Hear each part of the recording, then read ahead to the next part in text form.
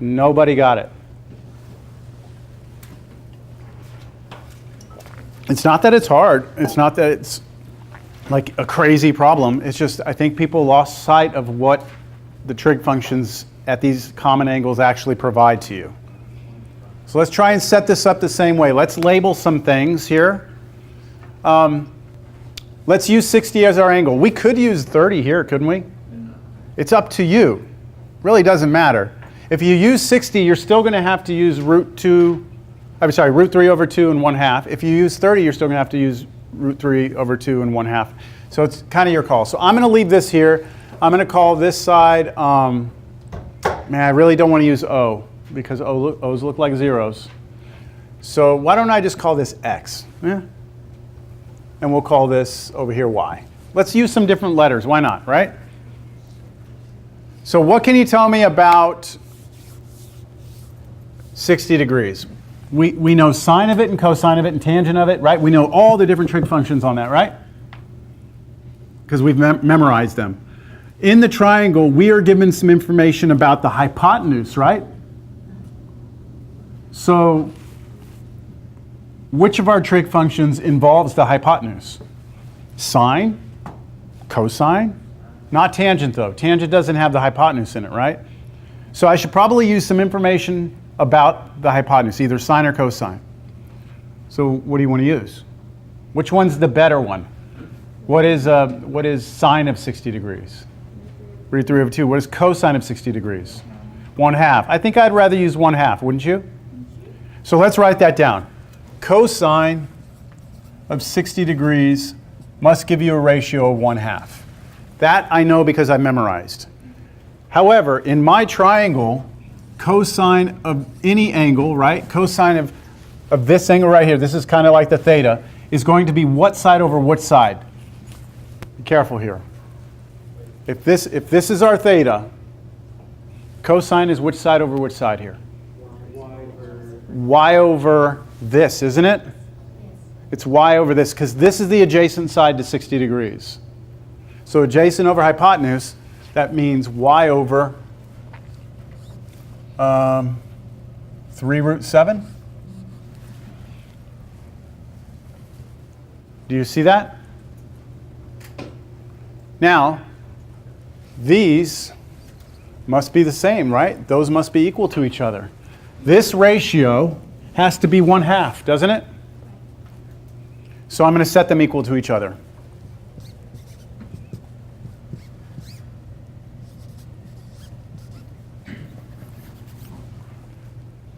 And solve now for y. So we solve for y. I'm going to get this out of here. I'm going to multiply both sides of the equation by 3 root 7.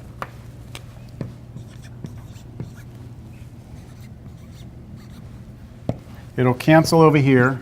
And y is just going to be some weird number, isn't it? Y is going to be 3 root 7 over 2. That's what y is. Yes? Can you just cross multiply?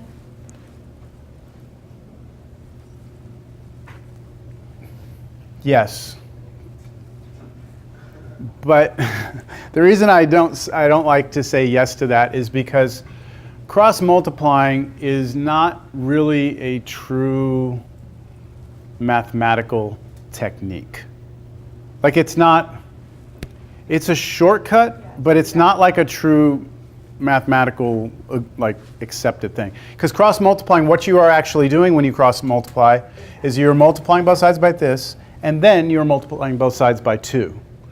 And the danger with cross multiplying is sometimes people use it when they're not supposed to do it. Like they cross multiply even though they're not supposed to. So, but if that makes you happy, I mean, I'm not going to say no. That's. I will say this though: if you did cross multiply, you would have a 2 up here, and then you'd have to get rid of the 2. So you'd be right back to where you were. Okay, good. Now, what about getting x? I'm going to put up here. This is y. This is 3 root 7 over 2. How would you get x? How do you want to get x? You have options. I don't care what you do. Do you want to use a Pythagorean? You want to do that like x squared plus that?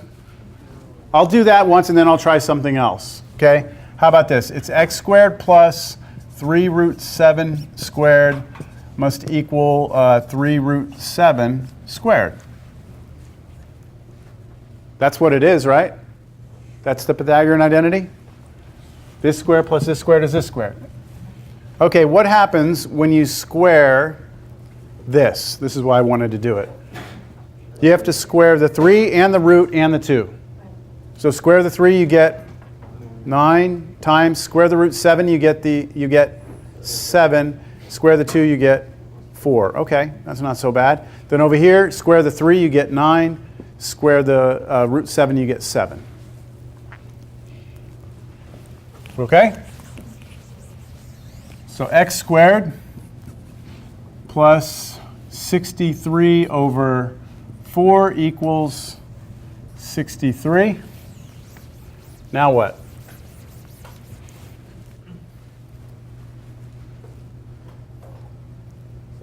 Subtract 63 over 4 from both sides. So 63 minus 63 over 4. X squared equals, now you need a common denominator, don't you? To put these together? So you have to put what, 4 on top, 4 on bottom? So what's 63 times 4? 252. Over 4 minus 63 over 4. And what's 252 minus 63? 189 over 4. Last step, take the square root. And that's what x will be. So x is root 189 over 2. So I just took the root of top and bottom separately. Root of 189 is just root 189. Root of 4 is 2. So that's what x is. Now, root 189 might break down, but I don't even care if it does. I'm just going to leave it as root 189. So we have solved the triangle, right? This is 30 degrees. Now, do you want me to go a different way with that? Are you happy with that? You okay with that? Do y'all want to see a different way we could have got root 189 over 2? Or yes? Okay, another way we could have done it is we could have come back here and we could have said, hey, look, this is 30 degrees, right? 30 over here. Well, no, we could use 60 because, let's use 60. Didn't that give us the 1/2? Okay, so let's do that. How about this? We know that what did we use earlier? What did we use? What was the equation we wrote earlier? Yeah, we did cosine 60 was what? Hold on. Cosine 60, yes, 1/2. All right, so I don't want to use, if I use sine of 60, I'm going to be using what? Root 3 over 2. I'm trying to avoid that. So why don't instead I do the 30 degrees? What is sine of 30 degrees? Sine of 30 degrees is 1/2, right? Now, in my triangle, sine of, now I can't use theta, I have to use beta. What is sine of this angle right here?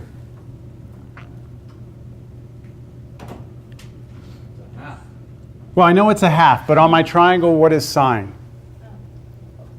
It's this over this, right? Right? It's this over this. So I have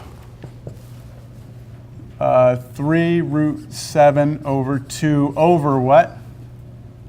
3 root 7. 3 root 7? Okay. So that will be 1/2. What's wrong with that, though? What I'm trying to get you to see is I'm not quite sure you're seeing I'm trying to get x a different way other than this, okay? That's what I want to do. If I'm going to use sine of 30 degrees, right?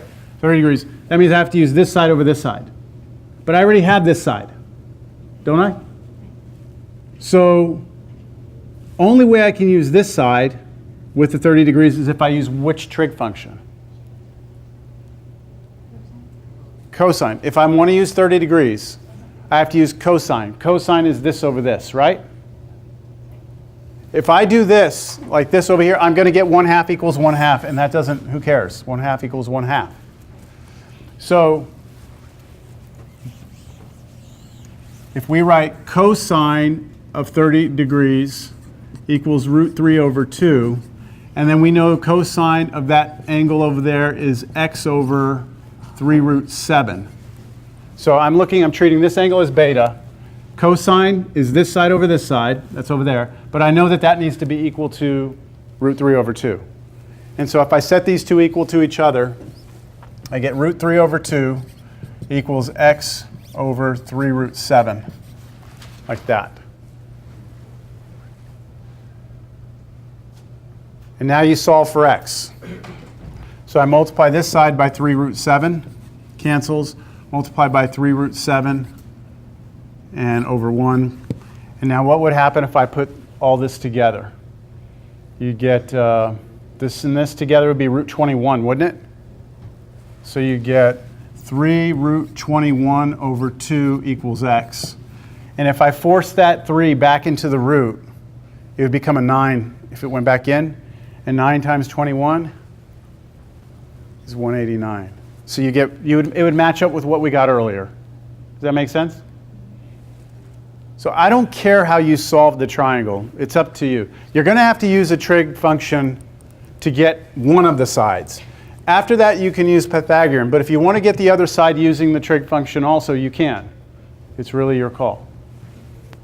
I hope that makes sense. How do y'all feel? Do y'all feel confused, or do you feel like... I feel like I need practice. You'll definitely need practice. And we've got 8 minutes. So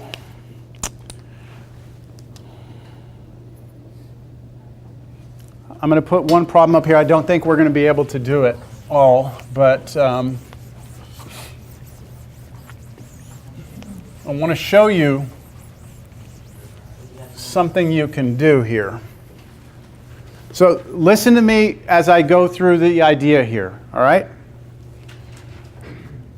I'm standing on the ground, and there is a building over here, all right? And I want to know how tall this building is. I'd like to know how tall this building is. So what I do is I go get a protractor. Now, have y'all seen a protractor before? They look like this. And they have all the different angles measured out. Y'all seen those little plastic things? You buy them, Walmart. Okay, so let's say what I do is I come here with a little protractor, and I get like a little straight edge like this. Okay, and I stand back here, and I try and figure out where 30 degrees is. Okay, so I've got my protractor. I fix it at 30 degrees. And then I kind of look down the line. I'm trying to point that at the top of the building. I might, if I'm over here, I'm going to need to scoot back, right? And you understand what I'm saying? Like my angle is fixed at 30 degrees. So I'm going to scoot back until visually I can see that my 30 degrees is lining up with the tip of the building, okay?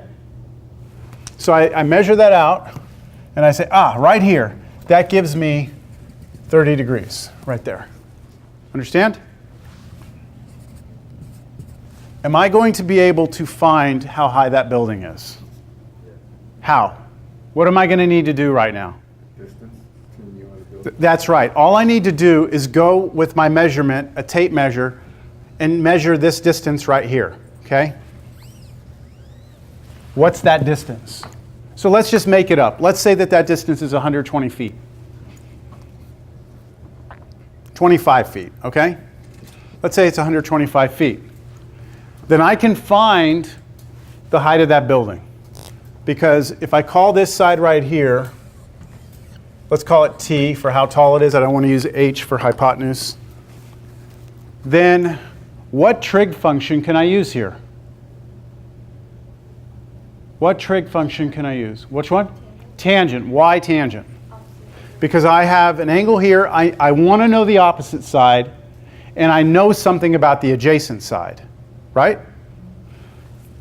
So I can write here that tangent of my 30 degrees must be t over 125, right? But what is tangent of 30 degrees? What is it? I had you write it down earlier. Sine over. It is sine over cosine, but when I was giving you the common angles, what was it? Root 3 over 3. It was root 3 over 3. So we have root 3 over 3 must equal t over 125.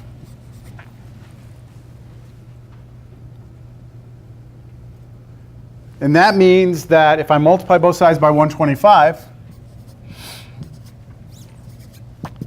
I have t. Right? Now, someone on their calculator real quick, do root 3 times 125 and then divide by 3.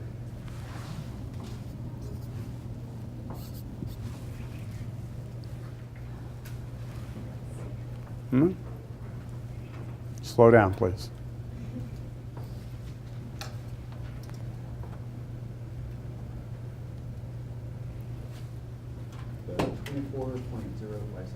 $24.056. 24.05? Okay, good enough. Anyone else get that? No one else got that? You did? Okay, just get at least 2 people to confirm. Okay, so it was a short building, all right? I made up the problem. What's amazing about this, I still get 2 minutes. Did the sign-in sheet go around? What's amazing about something like this is that with these common angles, you can actually measure distances without physically actually having to be there.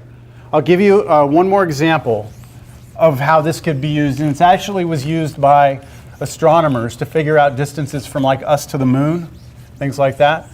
Let's say we're looking down, top view down, okay? And let's say you have a very, very wide river, okay? And I want to know the distance across this river.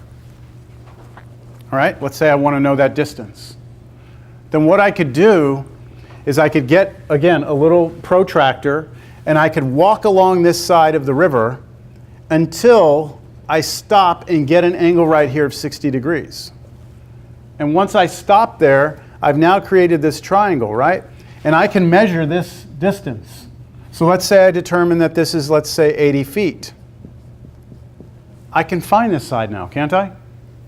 So I can figure out how far away I am from the other side without actually physically having to go over there and measure the distance across. I just have to be able to measure this distance in that angle, and I've got it. And that's what we can do when we look at, the stars. It's a little different with the stars. What we do, we go like this. We look out, and then here's like the star in the sky. I'm exaggerating it. And then we look at the angle between one side of the star and the other side of the star with a telescope, okay? And then we use an angle here, and then we're able to construct almost like a right triangle. We can figure out distance. It works similarly. It's not exactly the same, but you can actually measure a distance without actually having to go there. And that's a big deal. But it requires us having these values of these trig functions. All right, so for your homework, do the 7.2. Why don't you start 7.3's homework? See how it goes.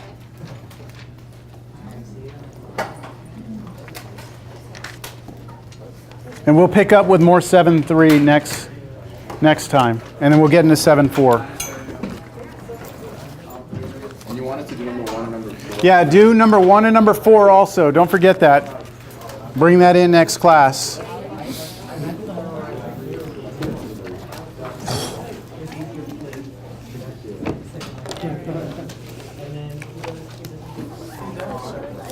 Let me turn the camera off so you don't have to be on camera. No, I know.